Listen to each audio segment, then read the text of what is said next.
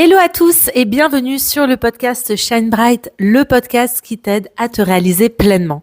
Je suis Nora et mon objectif est de t'aider à mener une vie épanouissante et pleine de sens. Aujourd'hui, on se retrouve pour un nouvel épisode, les amis, pour parler d'un sujet en ce fin d'année qui, je sais, touche beaucoup de monde et qui va à nouveau toucher du monde en mois de janvier. C'est comment tenir ces bonnes résolutions. Pourquoi j'ai décidé de faire cet épisode ? Parce que moi, j'adore les thématiques autour du changement, du développement personnel et je trouve que on connaît pas assez comment tenir ces bonnes résolutions. On ne sait pas la stratégie qu'il y a derrière pour enfin réussir à arriver en fin d'année et être fier de soi. Souvent, là, voilà, on est au mois de novembre, on se rend compte que le nouvel an, c'est très bientôt. Et quand on regarde notre liste de bonnes résolutions de l'année dernière, souvent, on se dit, enfin, même de cette année plutôt, on est en train de se dire, purée, mais en fait, j'ai pas tenu mes bonnes résolutions. Et je suis encore retournée dans mes vieilles habitudes, néfastes pour moi, que je sais néfastes pour moi, etc. Et ça met un gros kick-off à la confiance en soi et à l'estime de soi. Et c'est pas du tout ce qu'on veut. Surtout que c'est facile de tenir ces bonnes résolutions quand on a la bonne stratégie. Et cette stratégie, je vais vous la délivrer dans cet épisode de podcast, celle qui te fera à 100% tenir tes bonnes résolutions pour cette année à venir. Donc, pour cet épisode, je me suis beaucoup inspirée du livre de Stephen Guise, ou Guys, je sais pas comment est-ce qu'on dit, qui s'appelle Petites habitudes et grands résultats. Donc en gros, c'est le pouvoir des micro-habitudes. Donc je vais t'expliquer comment ça fonctionne et comment tu peux implémenter cette stratégie pour réussir à tous les coups à tenir tes bonnes résolutions et enfin atteindre tes objectifs. Donc encore une fois, bien souvent, quand on arrive en fin d'année et qu'on voit qu'on n'a pas réussi à tenir ses bonnes résolutions, on s'autoflagelle, on se dit que quelque chose ne va pas chez nous et on perd en confiance en soi, en estime de soi, alors qu'en fait, c'est pas du tout que quelque chose ne va pas chez nous, c'est juste qu'on n'a pas mis en place la bonne stratégie pour y arriver. Et ça, 99% des personnes font cette même erreur qui va être de déjà se mettre des ambitions de malade au niveau de ces bonnes résolutions et des ambitions qui vont tenir sur deux choses qui sont la motivation et la force de volonté.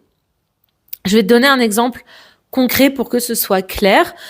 En gros, on arrive au 1er janvier et puis il y a beaucoup de personnes, on va prendre l'exemple de la perte de poids, qui se disent « cette année, j'ai envie de reprendre le sport » et je me dis, ça y est, c'est bon, je suis motivée, je me suis inscrite à la salle, je vais y aller 4 fois par semaine pendant 1 heure. Donc, trop bien, qu'est-ce qui va se passer ? Le 2 janvier, on voit toutes ces personnes-là à la salle de sport, ils y restent bien pendant 1 heure, ils reviennent bien 2 jours après pour leur 2e jour, peut-être leur 3e, 4e. Ils peuvent tenir comme ça pendant quelques jours, quelques semaines, mais au bout d'un moment, forcément, très très vite en fait, leur volonté et leur motivation vont s'épuiser.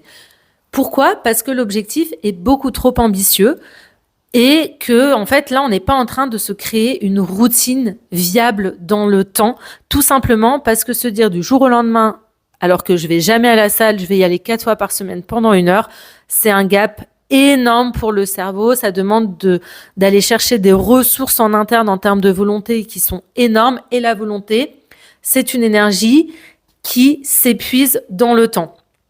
Donc là, on va se cramer en gros dès le début.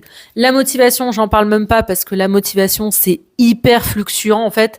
La motivation, elle fluctue avec nos émotions, avec des événements extérieurs qui arrivent du jour au lendemain. Si demain, juste un truc tout con, mais il pleut, je vais être beaucoup moins motivée à sortir de chez moi pour aller à la salle.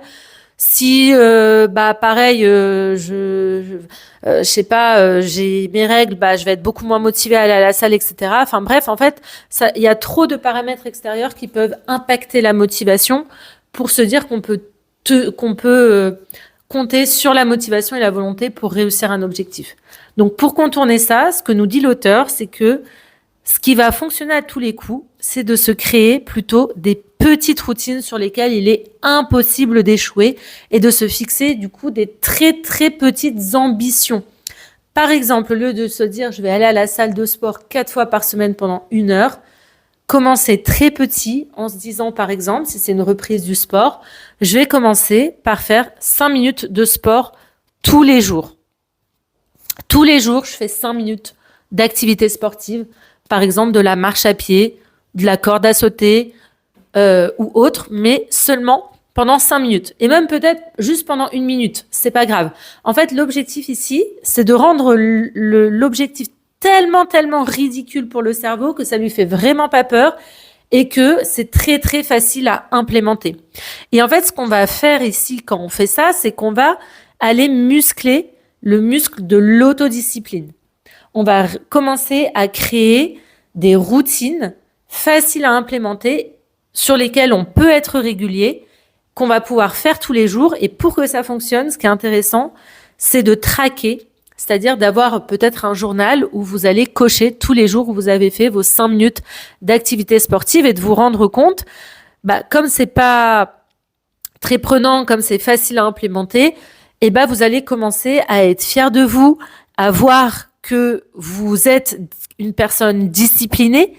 Et là, vous ne comptez plus sur la motivation et la force de volonté, mais plutôt vous créez des habitudes, des automatismes, puisque, encore une fois, ce sont des choses très simples à implémenter. J'ai parlé du sport, mais ça peut être autre chose. Ça peut être, par exemple, si vous avez envie d'améliorer vos connaissances sur un sujet, vous dire, je vais commencer par acheter un livre sur le sujet et lire 1 page par jour. Et vous verrez que 1 page par jour, mine de rien, à la fin de la semaine, ça fait 7 pages.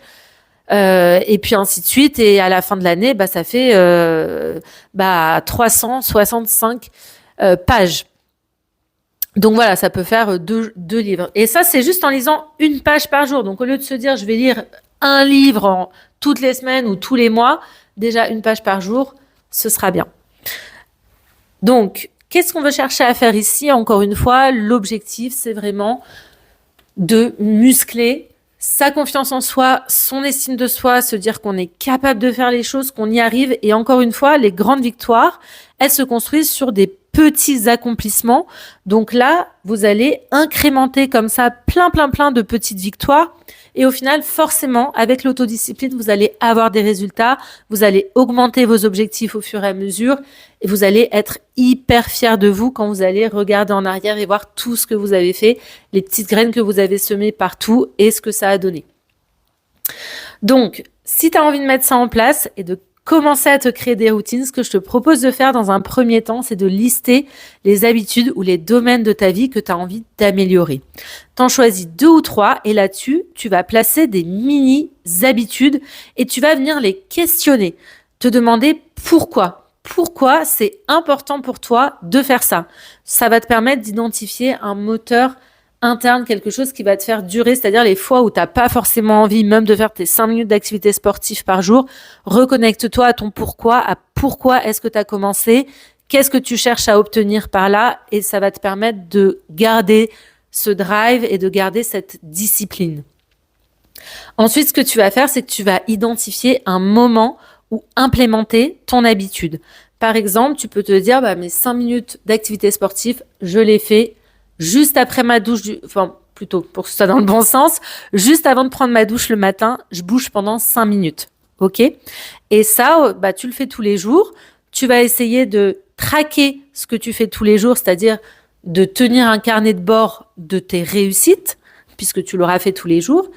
Et à la fin, tu vas voir, le cerveau aime la récompense. Donc, juste de visualiser les résultats de ta semaine, ça va te faire beaucoup de bien et ça va te permettre de repartir la semaine d'après beaucoup plus facilement. Ce que tu peux faire en plus, c'est de te créer des récompenses.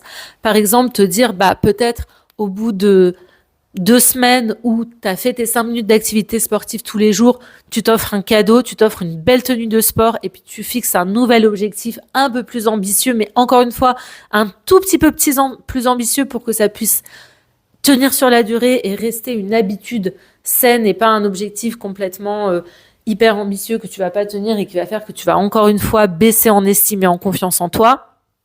Donc, par exemple, tu passes de 5 minutes à 7 minutes la semaine d'après, puis 10, etc., etc. Et puis, tu te fais des petites récompenses et tu verras comme ça que tu vas atteindre tes objectifs et que tu vas être en plus hyper fier de toi.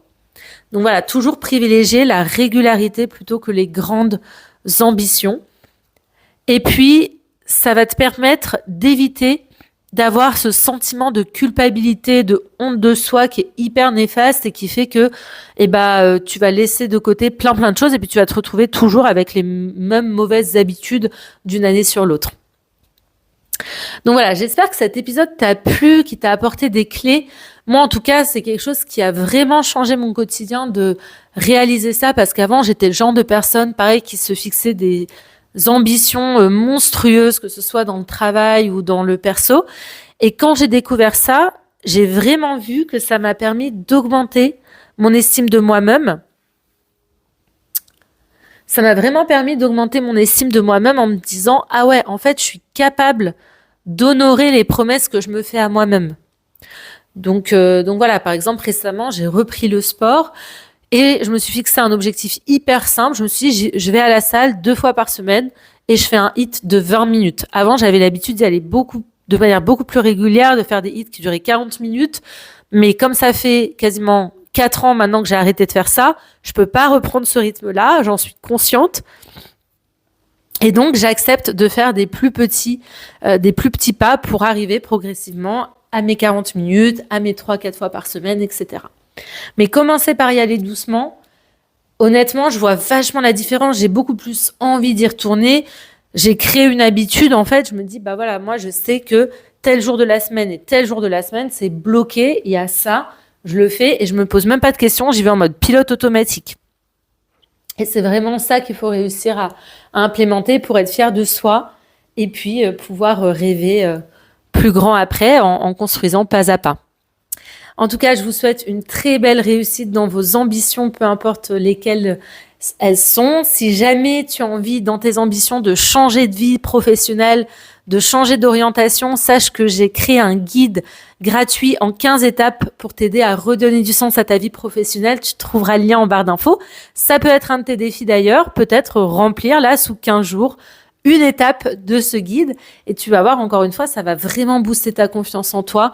Je te souhaite vraiment de le faire pour te trouver une activité qui fait du sens et au-delà de ça, te prouver que tu es capable de tenir tes engagements. Je te dis à très bientôt pour un nouvel épisode. Ciao, ciao!